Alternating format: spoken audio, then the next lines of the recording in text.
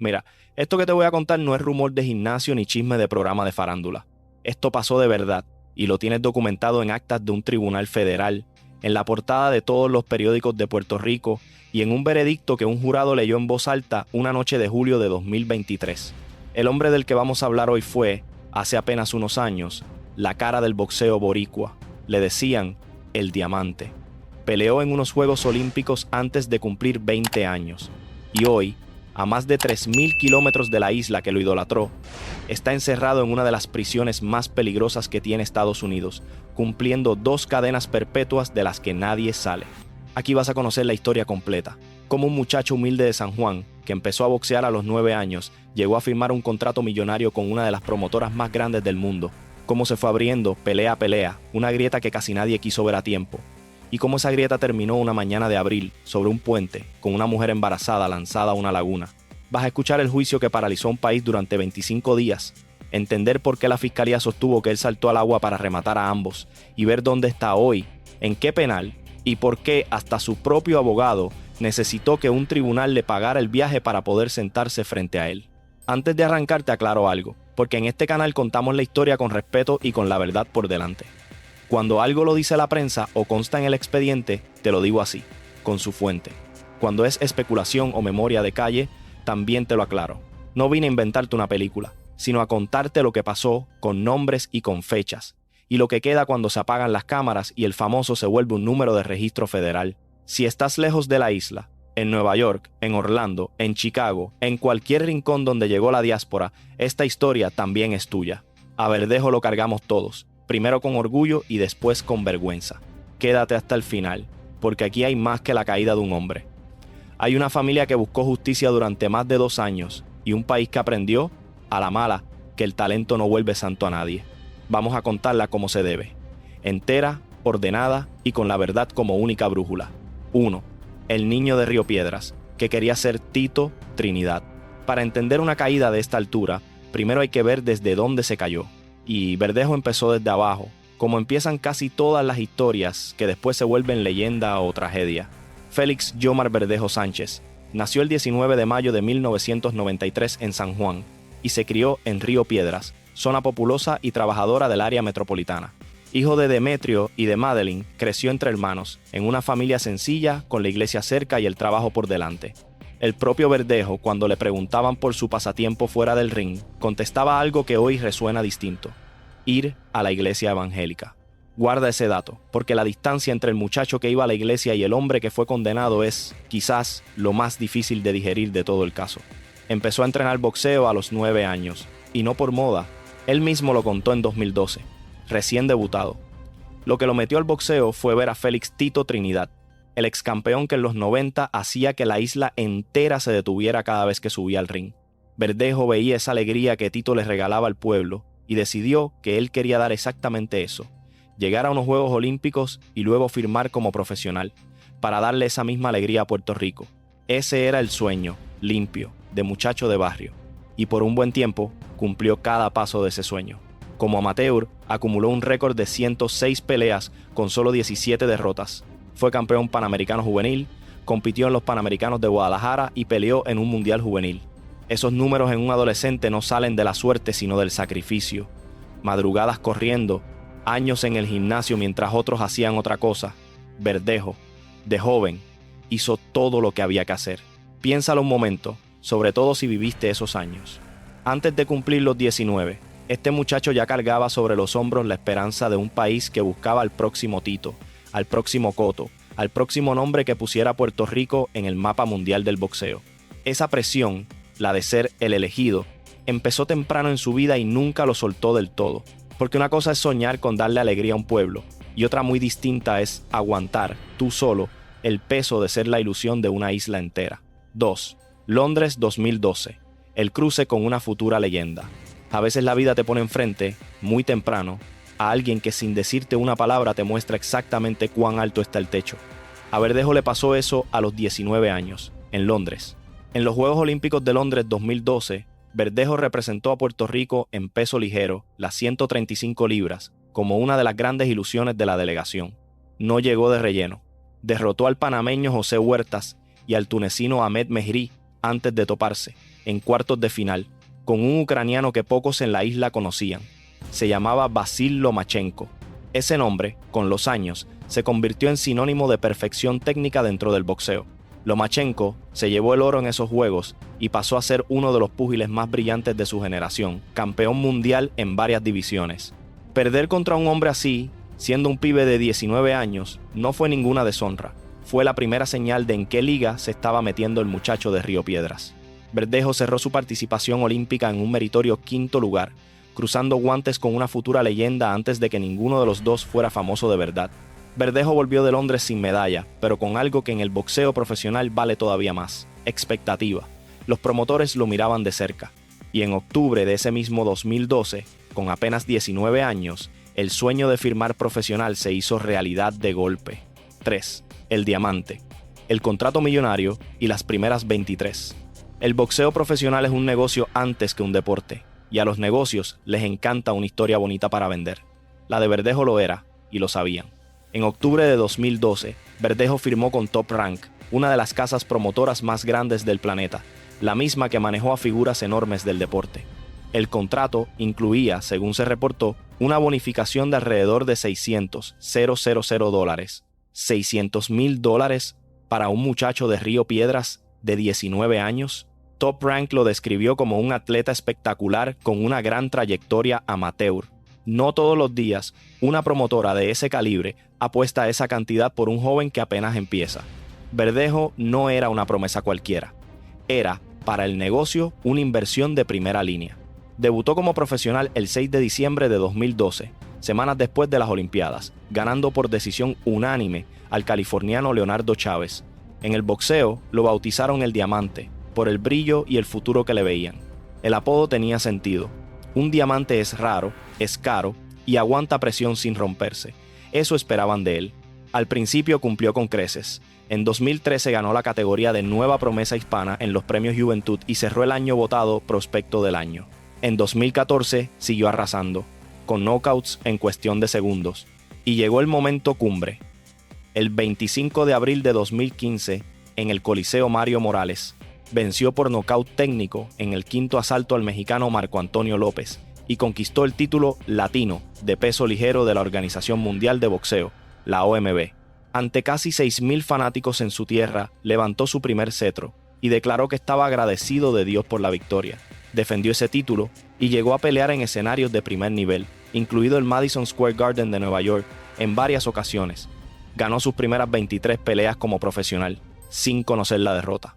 La OMB llegó a clasificarlo primero en su división, a las puertas de una pelea por un título mundial. Se hablaba de él como del próximo campeón del mundo boricua, el que de verdad iba a llegar. Era portada, era el orgullo, el muchacho humilde de Río Piedras a un par de peleas de tocar la cima del boxeo mundial. Grábate bien esa imagen, porque todo lo que viene después va a chocar de frente contra ella. En 2015 y 2016, para el aficionado boricua, Félix Verdejo era un héroe en plena construcción, un motivo de esperanza en años difíciles para la isla. Pero un diamante, por más duro que sea, también se puede quebrar. Y la primera grieta estaba a la vuelta de la esquina. 4. Las primeras señales, la motocicleta y la primera derrota. En el boxeo, el declive rara vez llega de golpe, se anuncia, manda señales pequeñas que solo se entienden mirando hacia atrás. Las de Verdejo empezaron cuando todo parecía ir de maravilla. La primera señal no vino de un rival, sino de una carretera. En 2016, con una pelea por el título mundial casi al alcance de la mano, Verdejo sufrió lesiones en un accidente de motocicleta que le costó esa oportunidad titular ya en negociación. En un deporte donde el momento lo es todo, donde una ventana se abre y se cierra en cuestión de meses, ese accidente frenó en seco una carrera que venía lanzada. Tuvo que reaparecer en febrero de 2017, en su Puerto Rico natal, tratando de retomar el hilo, pero la inercia imparable que traía ya no era la misma. La segunda señal, esa sí, vino de un rival, y fue mucho más dura. En marzo de 2018, aunque algunas fuentes ubican el golpe todavía a finales de 2017, Verdejo enfrentó al mexicano Antonio Lozada Jr., un peleador al que muchos daban por menos, y cayó noqueado. Fue su primera derrota como profesional. No una derrota cualquiera, por decisión apretada, sino un knockout, de esos que dejan preguntas incómodas sobre el mentón, sobre la disciplina, sobre si el proyecto seguía en pie. El invicto de 23 peleas se acabó esa noche. El aura de diamante indestructible se agrietó frente a todo el mundo. Se recuperó, hay que decirlo. Encadenó 4 triunfos, venció a Manuel Rey Rojas en enero de 2020 y a Will Madera en julio, tras lo cual mejoró su récord a 27 victorias y 1 derrota, con 17 knockouts, y agradeció el apoyo de su gente.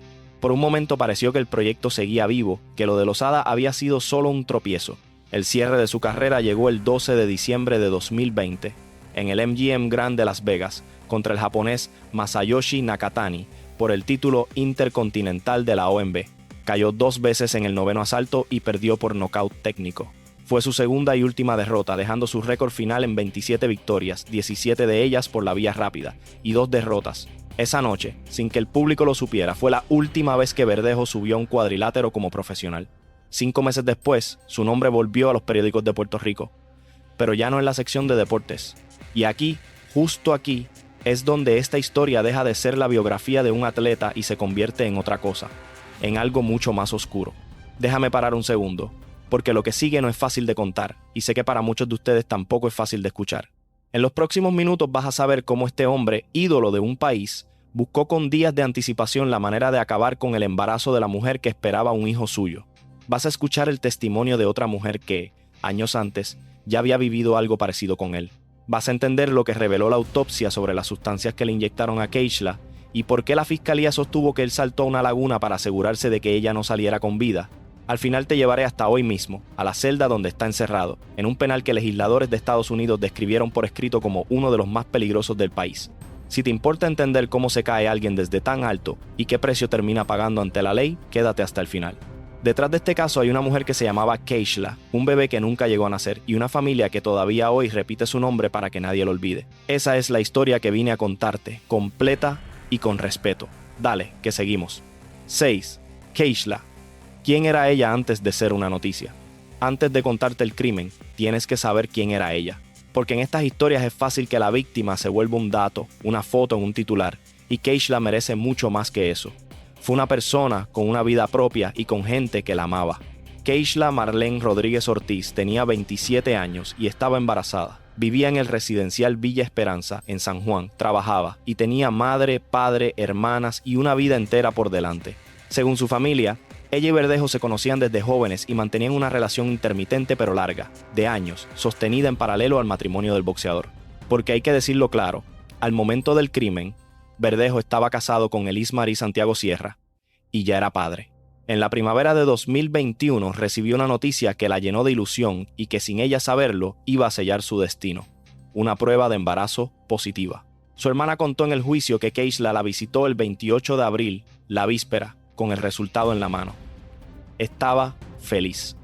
Fue una de las últimas veces que la vio con vida. La alegría de una futura madre la noche antes de morir es un detalle que se queda clavado, porque nos recuerda que Keishla no caminó hacia su muerte con miedo, sino con esperanza. Y esa esperanza choca con algo que su madre, Keila Ortiz, contó después a la prensa, un detalle que pesa como una losa. Ella le había advertido a su hija que tuviera cuidado, que Verdejo ya la había amenazado, preocupado por lo que un hijo fuera de su matrimonio significaría para su carrera y su imagen. Keishla, antes de desaparecer, le dijo a su madre que iba a hablar con Verdejo sobre el resultado del examen, que iba a mostrarle la prueba. Confiaba quizás en que el padre de su bebé entraría en razón. La advertencia de una madre y la confianza de una hija, juntas, no se olvidan, porque significan que el peligro ya se sentía en el aire. Una madre lo presintió y aún así no se pudo evitar. Ahí empieza el dolor de esta familia, un dolor que con el tiempo se transformó en una búsqueda incansable de justicia. 7. Puerto Rico en carne viva, el país donde ocurrió. Para medir bien la dimensión de lo que pasó, hay que entender el momento y el lugar donde pasó. Y Puerto Rico, en abril de 2021, estaba en carne viva por una herida que llevaba demasiado tiempo abierta. La isla arrastraba una ola de violencia contra las mujeres que ya era imposible de ignorar. En 2020 fueron asesinadas 60 mujeres en Puerto Rico. Cerca de 500 denunciaron ser víctimas de violencia doméstica.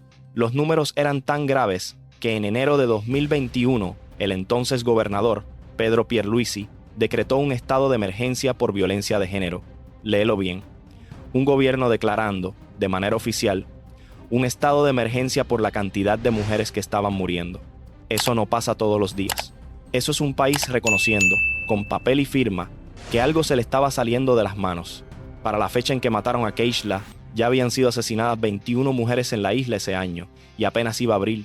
Su caso ocurrió casi la misma semana que otro que también estremeció al país, el de Andrea Ruiz Costas, una joven que había pedido protección a los tribunales contra su expareja, no la recibió a tiempo, y apareció asesinada y quemada. El sistema le había fallado en vida. 2 mujeres, casi la misma semana. Un país que ya venía gritando que algo andaba mal, y que de repente tenía frente a los ojos 2 pruebas devastadoras. En ese clima de rabia y duelo, cayó la noticia de que la promesa del boxeo boricua estaba metido en el asesinato de una joven embarazada. Una herida abierta sobre otra que todavía sangraba. Por eso este caso no se vivió como un suceso más, sino como un símbolo. 8. El negocio oculto y el plan. Aquí la historia deja de ser deporte y biografía, y se convierte en expediente criminal. Todo lo que sigue proviene de la denuncia federal y de los testimonios presentados bajo juramento en el juicio. Nada de esto es invento. Hay un dato que salió en el juicio y que cambia por completo la imagen del ídolo humilde. Según declaró el propio Luis Cádiz Martínez, el cómplice, él y Verdejo vendían kilos de cocaína, un negocio que Verdejo conseguía y que habrían empezado durante la pandemia en 2020. Mientras el público veía al boxeador tratando de revivir su carrera, por debajo se movía otra cosa. Ese es el hombre que llega a la primavera de 2021, un atleta en declive, con un negocio ilegal a cuestas y un embarazo que para él amenazaba todo lo que le quedaba. Según el FBI y los testimonios, el plan no empezó el día del crimen. El martes 27 de abril, 2 días antes, Verdejo se movió para buscar cómo acabar con el embarazo. Contactó a su entorno pidiendo pastillas para provocar un aborto. Uno de los hermanos Cádiz relató que Verdejo lo llamó ese día desde un centro comercial, pidiéndole eso, y que él respondió que primero se asegurara de que la persona de verdad quería abortar. En una segunda llamada, Verdejo le dijo que la mujer no quería, Keishla no quería. Ese detalle desmonta cualquier idea de un acuerdo entre 2 partes. Ella quería a su bebé. Fíjate en el tiempo transcurrido, porque es lo que convierte esto en algo pensado y no en un arranque de furia. 2 días de por medio, llamadas, gestiones para conseguir sustancias, un punto de drogas. Hubo tiempo de sobra para parar, para recapacitar, para dar marcha atrás, y no se dio marcha atrás. Para ejecutar lo que vino después, Verdejo no estaba solo. Con él estaba Luis Antonio Cádiz Martínez, el hombre que más adelante se convertiría en la pieza que hizo caer todo el caso. 2 hombres, un plan y una mujer que solo quería hablar con el padre de su hijo. Así llegamos al 29 de abril. 9. El 29 de abril, la última mañana de Keishla, fue un jueves. Las mañanas en San Juan a finales de abril son húmedas, pesadas, de esas que anuncian calor antes de que salga el sol del todo. Keishla no sabía que ese jueves era el último de su vida. Alrededor de las 7:39 de la mañana, Keishla salió del residencial Villa Esperanza en su Kia gris. Iba, como le había dicho a su madre, a encontrarse con Verdejo para mostrarle el resultado de la prueba. Poco después llegó la camioneta de él. Keishla estacionó su auto y se subió al vehículo de Verdejo, por su propia voluntad, confiada, con la esperanza de que el padre de su bebé la escuchara. Esa confianza fue traicionada de la peor manera. Lo que pasó dentro de esa camioneta lo reconstruyó la fiscalía a partir del testimonio del cómplice y de la evidencia presentada en el juicio. Cádiz Martínez iba en el asiento posterior, escondido. En un momento la agarró por el cabello mientras Verdejo la golpeaba en la cara hasta dejarla aturdida. Y entonces le inyectaron una sustancia, la misma que según la denuncia se había conseguido en un punto de drogas. La emboscada estaba montada desde antes de que ella se subiera. La conversación que Keishla creyó que iba a tener nunca fue el plan. Después, la camioneta se estacionó frente a una clínica dental, donde permaneció unos 7 minutos. Durante ese rato, según la fiscalía, ataron el cuerpo de Keishla de manos y pies con cable de metal y le amarraron un bloque de cemento. Detente a pensar en esos 7 minutos. Frente a una clínica cualquiera, en una calle cualquiera de San Juan, con la ciudad despertando y la gente yendo al trabajo a centímetros de distancia, sin que nadie imaginara lo que ocurría dentro de ese vehículo. Luego, los 2 hombres se separaron para cubrir el rastro. Cádiz condujo el Kia de la víctima y lo abandonó en un terreno de Canóvanas. Verdejo manejó su camioneta hacia el puente Teodoro Moscoso. La estructura larga que cruza la laguna San José entre San Juan y Carolina, uno de los puentes más transitados de la isla, por donde miles pasan cada día camino al trabajo. Y ahí, sobre esa laguna, a plena luz de la mañana, ocurrió el final. 10. La laguna San José. Lo que voy a contarte ahora es la parte más dura de todo el caso. Proviene directamente de la acusación federal, del relato judicial y de las cámaras de seguridad del propio puente. Te pido que lo escuches con el respeto que merece, porque detrás de cada frase hay una vida real que se apagó. Las cámaras de vigilancia del puente Teodoro Moscoso registraron esa mañana una camioneta consistente con la de Verdejo. A eso de las 8:29 se estacionó en el paseo del puente. El video muestra movimiento de al menos una persona junto al vehículo. La camioneta se fue y regresó a esa zona al menos 2 veces más, hasta marcharse alrededor de las 9:31. Cerca de ese punto la policía halló después casquillos de bala. La cámara no miente. Puso a Verdejo y a su vehículo en el lugar y la hora exactos. Según la acusación, Verdejo lanzó a Keishla desde el puente hacia la laguna, con el bloque de cemento atado para que se hundiera. Pero según el relato judicial, ella cayó al agua todavía con vida. Y lo que siguió es lo que hizo que este caso marcara a un país. Desde el puente se le disparó, y según los fiscales, Verdejo llegó a bajar o a lanzarse para asegurarse de acabar con ambas víctimas, Keishla y el bebé que llevaba dentro. Un hombre asegurándose de que una mujer embarazada no saliera con vida del agua. Esa fue la imagen que la fiscalía puso frente al jurado, y no se borra. Después de todo eso, hubo una llamada anónima al 911 reportando dónde estaba el cuerpo, un gesto que, con el tiempo, resultó revelador de la relación entre los dos hombres y de quién estaría dispuesto a hablar cuando el peso de la ley cayera sobre ellos. La autopsia añadió un dato que agravó todo. En el cuerpo de Keishla se hallaron heroína, fentanilo y xilacina, un sedante que se usa en animales, incluidos caballos, y que en las calles se mezcla con otras drogas. No llegaron ahí por casualidad, formaban parte del método para someterla. Cada uno de estos datos quedó registrado en un tribunal federal, sostenido bajo juramento durante semanas. Es expediente, es evidencia. Es lo que un país tuvo que aprender a la fuerza sobre uno de sus ídolos. Once, la búsqueda y el hallazgo. Mientras todo esto ocurría sobre el puente, había una familia que aún no sabía nada. Solo sabía que Keishla no contestaba el teléfono.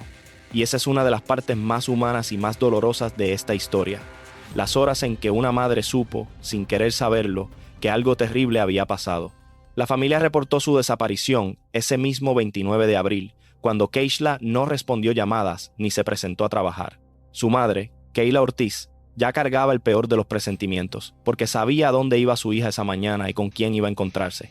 La policía inició la búsqueda y localizó el carro de Keishla, el Kia gris, abandonado en un terreno de la zona de Canóvanas. Ese hallazgo salió en las noticias y tuvo una consecuencia que nadie preveía. Al verlo en la televisión, uno de los hermanos Cádiz empezó a atar cabos sobre lo que su propio hermano y el boxeador habían hecho. El cuerpo apareció el sábado 1 de mayo de 2021, flotando en la laguna San José. Las condiciones tras días en el agua obligaron a identificarlo mediante registros dentales. Tener que reconocer a una joven de 27 años por su ficha odontológica te dice todo sobre la crueldad de lo que le hicieron. Una madre que la vio partir feliz, con una prueba de embarazo en la mano, tuvo que recibirla de vuelta así. 2 días. Eso pasó entre el jueves en que Keishla salió de su casa y el sábado en que la sacaron de la laguna. 2 días en que una madre transitó de la angustia de no saber a la peor certeza que existe, y mientras la isla ataba cabos, el nombre que aparecía una y otra vez en la investigación era el que todo Puerto Rico conocía, el del ídolo, el del diamante. 12. La entrega y los cargos. Cuando la sospecha apunta a alguien famoso, la caída se vuelve pública minuto a minuto ante un país que no puede creer lo que está viendo con sus propios ojos. Verdejo ya había sido interrogado como sospechoso. La noche del domingo 2 de mayo de 2021, horas después de identificarse el cuerpo, se entregó a las autoridades federales en el Tribunal Federal de Hato Rey. El ídolo del boxeo boricua, esposado, bajando la cabeza rumbo a una celda, la misma cara que antes sonreía en las portadas deportivas. La imagen recorrió la isla como un temblor. Su promotora, Top Rank, había emitido días antes condolencias a la familia de Keishla, tomando distancia del hombre que había sido su gran apuesta. El lunes 3 de mayo compareció de forma virtual desde la cárcel federal de Guaynabo ante la magistrada Camille Vélez Ribé. La jueza fue directa. Por la naturaleza del caso, Verdejo permanecería detenido sin derecho a fianza. Sin fianza ni siquiera para el hombre que meses antes llenaba titulares.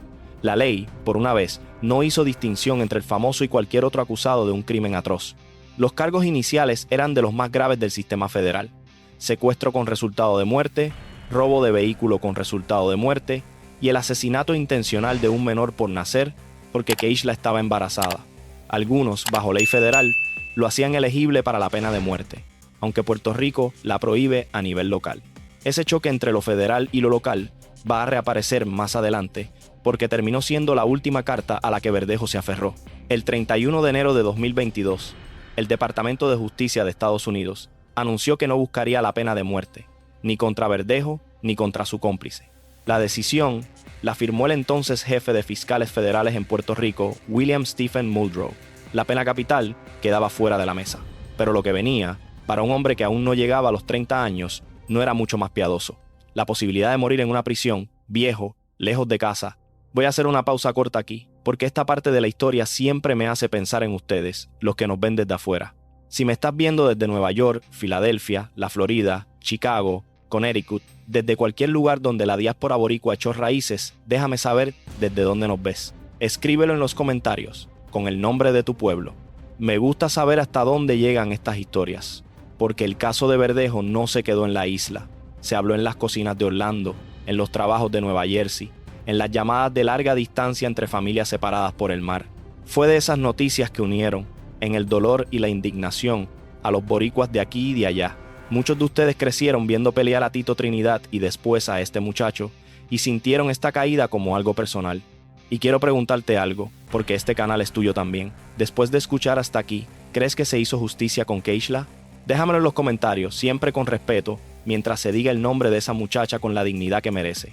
Ahora sí, seguimos, porque falta lo más importante, el juicio donde se destapó todo, y la respuesta a la pregunta del título, ¿cómo vive hoy este hombre? 14. El juicio que paralizó a un país. Hay procesos judiciales que un país sigue de lejos, con un ojo puesto en el noticiero, y hay otros que una nación entera vive día por día, como si el caso fuera de su propia familia. El de Verdejo fue de los segundos. El juicio se celebró en el Tribunal Federal de San Juan, bajo el juez Pedro A. Delgado Hernández, y comenzó el 20 de junio de 2023, más de 2 años después del crimen. 2 años en que la familia de Keishla tuvo que esperar con la herida abierta. Se extendió 25 días, desfilaron más de 30 testigos, y la prensa lo cubrió con una intensidad diaria que convirtió cada jornada en un capítulo de tragedia nacional. La gente hablaba del caso Verdejo en la guagua, en el trabajo, en la barbería. Por esas semanas fue la conversación de un país entero. Dentro de la sala se contó una historia que fue mucho más allá de la mañana del 29 de abril. Testimonio por testimonio, se fue pintando el retrato del hombre que estaba detrás del apodo brillante.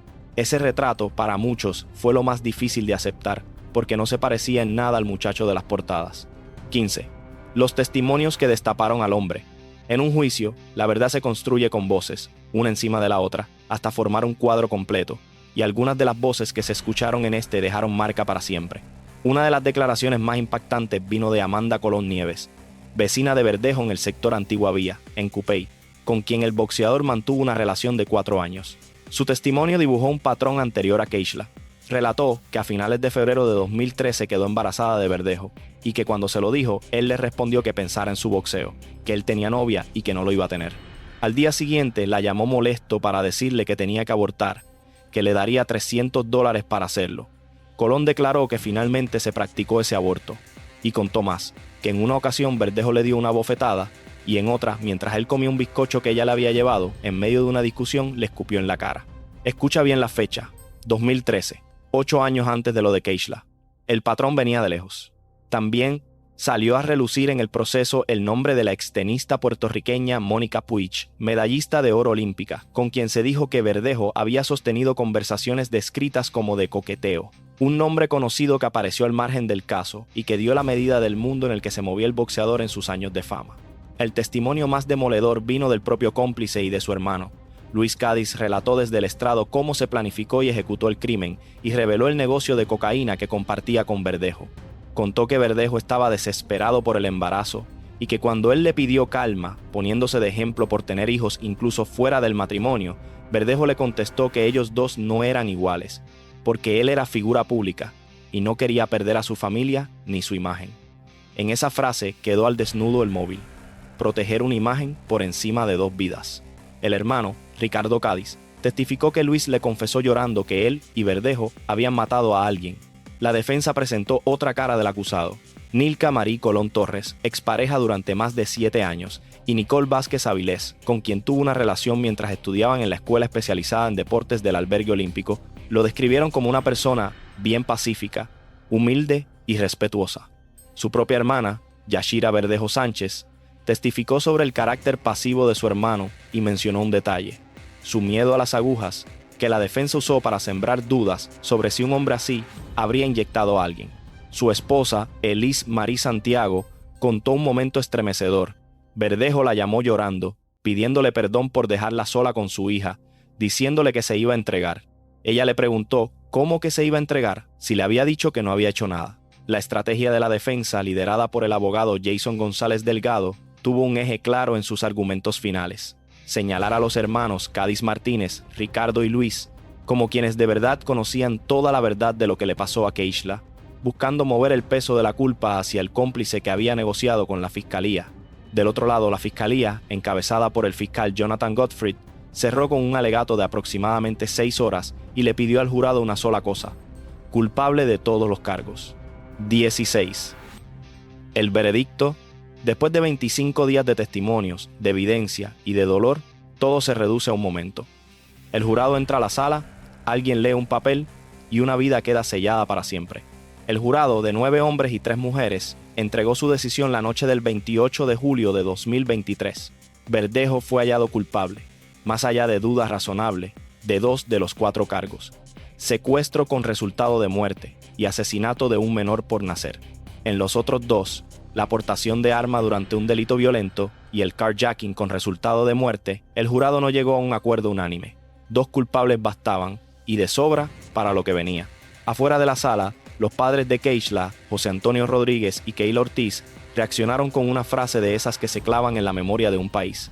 Le hice justicia a mi niña, dijo la madre. Piensa en el peso de esas 4 palabras en la boca de una mujer que llevaba más de 2 años esperando poder decirlas. No traían de vuelta a su hija, no llenaban el vacío, pero eran por fin el reconocimiento oficial de que a Keishla la habían asesinado y de que el responsable tenía nombre. Esa madre luchó, esperó y no se rindió. Y ese día, el sistema le dio la razón. 17. 2 cadenas perpetuas. Entre el veredicto y la sentencia, siempre hay una espera. En esa espera, el condenado ya sabe que su vida, tal como la conoció, se terminó. Solo falta escuchar de boca del juez cuánto va a durar el resto. La audiencia de sentencia se celebró el viernes 3 de noviembre de 2023. El juez, Pedro A. Delgado Hernández, condenó a Verdejo a 2 cadenas perpetuas, a cumplirse de manera simultánea, por los cargos de secuestro con resultado de muerte y muerte de un menor por nacer. Cada uno de esos cargos cargaba por sí solo la posibilidad de mantenerlo tras las rejas por el resto de su vida. Antes de dictar sentencia, el juez le habló directo. Le dijo que sus acciones habían costado la vida de 2 personas de manera horrenda, que había destruido una familia, que sus vidas cambiaron para siempre y que no había vuelta atrás. Esas fueron las palabras de un juez federal a un hombre que apenas pasaba de los 30 años, sentenciándolo a envejecer y morir en prisión. No hay vuelta atrás. Pocas frases resumen mejor lo definitivo de una condena así. Keila Ortiz, la madre de Keishla, declaró tras la sentencia que lo mejor de todo era saber que Verdejo no podría volver a hacerle daño a ninguna mujer. En medio de su dolor infinito encontró ese consuelo concreto y verificable. Ese hombre, específicamente, ya no representaba un peligro para nadie más. La justicia, cuando llega, no repara el daño. Pero al menos, a veces, evita el próximo. Y hubo un detalle de ese día que dio la vuelta a Puerto Rico y que mucha gente todavía recuerda. Según reportó la prensa, Verdejo fue captado sonriendo durante la jornada de su sentencia. Una sonrisa. El día en que te condenan a 2 cadenas perpetuas. Ese gesto generó rechazo, análisis y debate. Para muchos confirmó algo profundo y perturbador sobre el hombre. Para otros fue una reacción imposible de descifrar. Quizás nervios, quizás incredulidad, pero nadie lo olvidó. Su equipo legal anunció de inmediato que apelaría el veredicto y la sentencia. Empezaba así una batalla legal que, como vas a ver, se ha estrellado una y otra vez contra la misma pared. 18. El cómplice que decidió hablar. En casi todo caso donde hay 2 responsables, llega un momento en que uno de ellos decide hablar, y quien habla, casi siempre, es quien termina saliendo mejor parado ante la ley.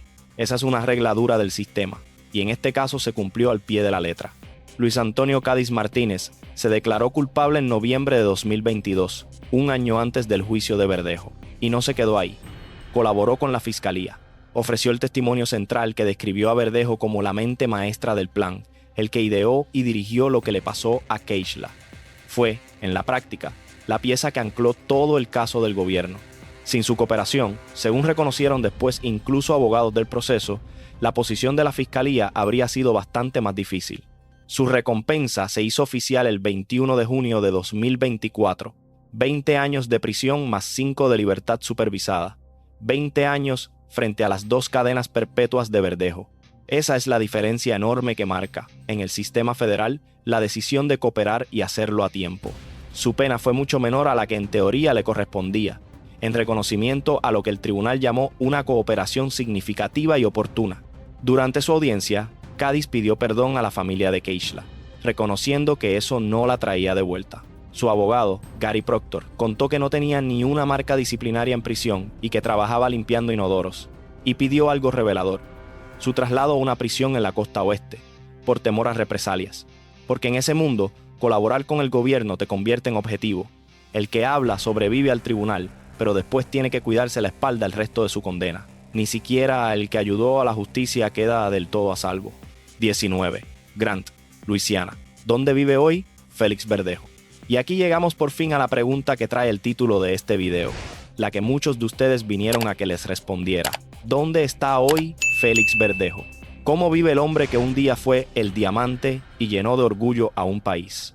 Tras su sentencia, Verdejo fue trasladado, según reportes de enero de 2024, a una cárcel de máxima seguridad en Estados Unidos continental, el Complejo Correccional Federal USP Pollock, ubicado en Grand Parish, cerca del pueblo de Pollock, en el estado de Luisiana. Su reclusión ahí ha sido confirmada una y otra vez durante 2025 y 2026 por medios puertorriqueños que citan los registros del Negociado Federal de Prisiones. Esto consta oficialmente en el sistema penitenciario de Estados Unidos. Cualquiera puede corroborarlo. Deja que te sitúe ese lugar, porque no es una prisión cualquiera. USP Pollock es una penitenciaría federal de alta seguridad para hombres, abierta a comienzos de los años 2000 en un rincón rural de Luisiana, a unos 20 kilómetros al norte de Alexandria. Alberga a algunos de los reclusos más peligrosos del sistema federal: concreto reforzado, perímetros vigilados, cámaras electrónicas, control estricto de cada movimiento. Es el tipo de instalación reservada para los internos de mayor riesgo del país. Tiene además una reputación que ni el propio gobierno puede esconder. La prensa la describe como una de las instalaciones más violentas del sistema federal, con historial de peleas entre reclusos, agresiones al personal e incluso presos asesinados dentro de sus muros. Un dato lo dice todo. En 2018, legisladores federales del propio estado de Luisiana enviaron una carta al negociado de prisiones y al Departamento de Justicia, afirmando por escrito que USP Pollock era una de las instalaciones más peligrosas de la nación. Por sus celdas han pasado nombres pesados del AMPA, incluido el jefe del crimen organizado James Whitey Bulger. Ese es el lugar donde vive hoy Félix Verdejo, un puertorriqueño que apenas domina el inglés, encerrado en una de las prisiones de mayor riesgo del país, entre los reclusos más peligrosos del sistema. Ahí, el título de este video encuentra su verdad, sin exagerar nada. No hace falta que ningún periódico confirme si tiembla.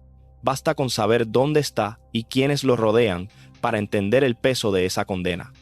La caída del podio olímpico a esta celda no puede ser más completa. 20. Lo que se sabe y lo que no, de su día a día. Aquí me toca ser honesto contigo, porque este canal se sostiene sobre eso, sobre no venderte humo, y en un caso así, la honestidad importa más que nunca. Los reportes de prensa confirman con certeza dónde está Verdejo, bajo qué clasificación de seguridad y el trámite de sus visitas legales. Lo que ningún medio de prensa serio ha detallado son las condiciones específicas de su reclusión personal, su rutina exacta día a día, cómo es su trato con otros reclusos, qué medidas particulares de vigilancia se toman con él en concreto. Eso no está reportado por periodismo profesional, así que quien te asegure que sabe con lujo de detalle cómo pasa Verdejo cada hora dentro de esa celda, te está vendiendo un cuento. Nosotros no hacemos eso. Lo que sí podemos hacer, con los hechos confirmados en la mano, es entender el peso real de su situación. Está en una prisión notoriamente violenta, de las más duras del sistema. No habla el idioma del país donde está encerrado, un factor que, como vas a ver ahora mismo, se volvió un problema legal concreto y documentado. Cumple una condena de la que, bajo el sistema federal, no existe salida realista, porque en ese sistema no hay libertad bajo palabra que aplique a 2 cadenas perpetuas por estos cargos. Junta esas piezas y no hace falta inventar nada. Un hombre solo, sin su idioma, entre los presos más peligrosos del sistema, sin una fecha de salida. Esa es la realidad documentada de cómo vive hoy Félix Verdejo. El resto, el miedo, la soledad, el arrepentimiento o la falta de él queda en lo que solo él sabe. El escenario, el que sí conocemos, habla por sí solo. 21. La última carta, la pelea perdida por la jurisdicción. Verdejo no se ha quedado quieto en su celda. Desde la cárcel, ha librado una batalla legal que dice mucho sobre el hombre y sobre aquello a lo que se aferra cuando ya no le queda casi nada. Su argumento central es puramente técnico, que los tribunales federales no tenían jurisdicción para juzgarlo. Sostiene que los delitos eran de índole local, puertorriqueña y no federal, y que su juicio nunca debió celebrarse en el foro federal. Fíjate en algo, ese argumento no dice soy inocente, no ataca la evidencia, ni las cámaras ni los testimonios. Ataca solo la autoridad del tribunal que lo condenó, buscando un tecnicismo que anule el proceso. Es la carta de quien ya no puede pelear los hechos y solo le queda pelear las formas. Y esa carta se le ha caído de las manos, una y otra vez. El Tribunal de Apelaciones para el Primer Circuito, con sede en Boston, ha rechazado ese planteamiento en varias ocasiones. A principios de enero de 2026, el Tribunal Supremo de Estados Unidos, el tribunal más alto de todo el país, denegó un recurso de certiorari presentado por Verdejo. En palabras sencillas, el máximo tribunal se negó incluso a revisar su caso. Ese es el portazo más grande que existe en el sistema judicial estadounidense. Cuando el Supremo dice que no, prácticamente no queda dónde ir. La cosa se enredó todavía más. Verdejo llegó a pedir, por su cuenta, que se removiera a su propio abogado, insistiendo en el planteamiento de la jurisdicción. Su representante legal, por su parte, pidió salir del caso alegando diferencias irreconciliables. El Tribunal de Boston tuvo que sustituir al abogado, razón por la cual, hasta donde alcanza la información pública, la apelación en sus méritos sigue su curso lento sin haberse resuelto del todo. En sus escritos, Verdejo ha insistido en que su caso es de gran importancia para el público, recordando que se trata de una persona conocida que representó a Puerto Rico en el boxeo y que cada paso del proceso salió en los medios. Un hombre que aún invoca su antigua fama, ahora para pedir que lo escuchen en un tribunal. Y hay un detalle de esta pelea legal que resume, mejor que nada, cómo vive hoy. En junio de 2026, un tribunal apelativo federal tuvo que acceder a costear un encuentro entre Verdejo y su abogado dentro de USP Pollock. La razón: necesitaban discutir el caso y de manera específica atender los asuntos relacionados con su lengua materna, el español. Léelo despacio. Un tribunal tuvo que aprobar fondos públicos para que un abogado viajara hasta una prisión de máxima seguridad en Luisiana solo para poder hablarle a su cliente en su propio idioma. Ese detalle, tan pequeño y tan enorme, dibuja la distancia entre el San Juan donde era ídolo y la celda de Luisiana donde hoy ni el idioma lo acompaña. 22. La justicia que sigue en pie. Vale la pena detenerse un momento en algo que a veces se pierde entre tanto dolor. En este caso, la justicia no falló. Y eso, para quienes hemos visto tantas veces lo contrario, no es un detalle menor. Repasa la cronología. El crimen ocurrió en abril de 2021. El cómplice se declaró culpable en 2022. El juicio terminó en condena en 2023, con la sentencia de 2 cadenas perpetuas ese mismo año. El cómplice fue sentenciado en 2024. Las apelaciones fueron rechazadas por el Primer Circuito, y el Tribunal Supremo cerró la puerta en enero de 2026. Cada intento de Verdejo por escapar del peso de la ley se ha topado con un no. La maquinaria de la justicia, lenta como es, no se detuvo ni se dejó impresionar por el nombre del acusado. Avanzó, paso a paso, hasta el final. Eso sostiene, con hechos y no con deseos, la esperanza de una familia. Los padres de Keishla obtuvieron lo que buscaban: un responsable con nombre, un veredicto de culpabilidad y una condena sin salida realista. La joven que salió feliz de su casa con una prueba de embarazo tiene hoy su nombre grabado en la memoria de un país, y su caso empujó a Puerto Rico a mirar de frente la violencia contra las mujeres. Tras este caso y el de Andrea Ruiz esa misma semana, la conversación en la isla cambió. Se endurecieron reclamos, se exigieron protocolos, se dejó de mirar hacia otro lado con la facilidad de antes. El dolor no fue en vano, sirvió para que otras historias quizás tengan un final distinto. Hay una idea vieja que muchos de ustedes aprendieron en su casa o en su iglesia y que este caso ilustra sin sermón alguno. Tarde o temprano, la verdad sale a flote. Verdejo tenía fama, dinero, abogados, el cariño de un país. Lo tuvo todo para blindarse. Y aún así, las cámaras del puente lo grabaron, el cómplice habló, la autopsia no mintió y un jurado de 12 personas comunes vio a través de todo. Ni el más brillante de los diamantes pudo esconder lo que hizo. Nadie, por más alto que llegue, queda por encima de la verdad ni fuera del alcance de la justicia. Este caso lo prueba, documentado de principio a fin. 23. Lo que queda y lo que sigue.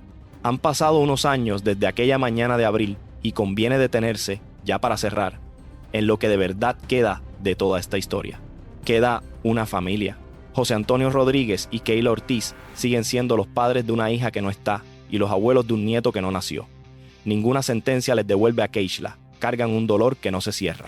Pero cargan también algo que muchas familias en su situación nunca llegan a tener: la certeza de que se hizo justicia, de que lucharon y ganaron, y de que el responsable responderá ante la ley por el resto de su vida. Esa madre le cumplió a su hija, y eso, aunque no repare, sostiene. Queda un nombre, el de Keishla Marlene Rodríguez Ortiz, que dejó de ser solo el de una víctima para volverse parte de algo más grande, una bandera contra la violencia machista en Puerto Rico. Si de tanto dolor salió algo, fue que un país entero se vio obligado a reaccionar, a exigir más, a proteger mejor. Que su memoria sirva de escudo para otras mujeres es, quizás, la única forma de justicia poética que este caso permite. Y queda un hombre encerrado en Luisiana, aferrado a un argumento jurisdiccional que los tribunales le rechazan uno tras otro, escribiendo recursos en un idioma que no es el del lugar donde está preso. El mismo que a los 19 años cruzó guantes con una futura leyenda en Londres, que de joven decía que su pasatiempo era ir a la iglesia, al que un país entero llamó con orgullo el diamante. La distancia entre aquel muchacho y este preso es la verdadera tragedia de esta historia, y una distancia que él mismo cavó, decisión tras decisión. La historia de Félix Verdejo no deja una moraleja fácil, sino una advertencia escrita con hechos. El talento no salva a nadie de sí mismo. La fama no compra impunidad. Y la verdad, aunque tarde, siempre encuentra cómo salir a la luz. Esa laguna que cruzó Keishla su última mañana, la gente la sigue cruzando todos los días camino al trabajo, muchas veces sin saber lo que pasó ahí. Contamos esta historia para que no se olvide, y sobre todo, para que no se olvide su nombre. Quiero agradecerte de corazón que te hayas quedado hasta aquí, y que hayas acompañado esta historia con el respeto que merece cada nombre que mencionamos, sobre todo el de Keishla y el de su bebé, que son los que de verdad importan en todo esto. A ti, que quizás viste crecer a este muchacho en el ring y sentiste esta caída como algo personal, gracias por escuchar la historia completa, sin quedarte solo con el titular. Si me estás viendo desde Estados Unidos, desde donde sea que la diáspora boricua se llevó estas memorias, o desde la isla, suscríbete al canal. Aquí seguimos contando, con nombres reales, con fechas y con la verdad por delante, las historias que Puerto Rico no termina de olvidar. Cada suscripción, cada me gusta, cada comentario ayuda a que estas historias lleguen a más gente que creció escuchándolas. Y dime una cosa antes de irte. ¿Sobre qué caso quieres que hablemos en el próximo video? Tenemos nombres pendientes, historias de caseríos, de figuras del deporte que cayeron, de casos que marcaron a la isla. Tú decides cuál seguimos. Escríbelo abajo, dinos desde dónde nos ves y nos vemos en el próximo. Cuídate mucho y gracias de verdad por estar del lado de la verdad